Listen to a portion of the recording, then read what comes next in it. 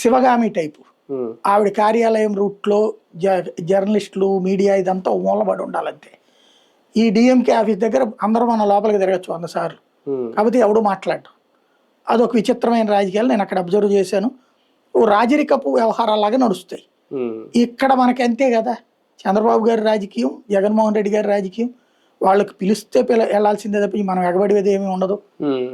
అక్కడ మీడియా ఎట్లయితే ఆ వర్గము ఈ వర్గంగా విడిపోయి ఉంటది. ఇక్కడ మన మీడియా అంతే. ఏముంది ఇంకా తేడా? అక్కడ అయినా కూడా ప్రజల్లో కసిరేగి విజయ్ అనుకున్నా. ఇక్కడ కసి లేదా ఇవాళ? లేదా నువ్వెట్ట అనుకుంటున్నా?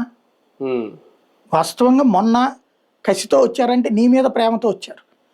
మొన్న పవన్ మీద ప్రేమ తెలుగుదేశం కూటమి అధికారంలోకి రావడానికి కారణమైంది. విడిగా తెలుగుదేశం పోటీ చేస్తుంటే 70-80 దగ్గర ఆగుండొచ్చు. మాక్సిమం అయితే గీతే కనుక 90-100 రేంజ్లో ఏది విపరీతంగా ఉంటే ఆ స్థాయిలో మెజార్టీతో గెలిచి ఉండేది. ఎప్పుడైతే పవన్ కళ్యాణ్ మీద ఉన్నది, ఇంకోటి మోడీ ఇంపాక్ట్, ఈ రెండు కూడా, ఎందుకంటే వాళ్ళకి చూడండి 10కి 8 గెలిచారు, వీళ్ళు 21-21 గెలిచారు.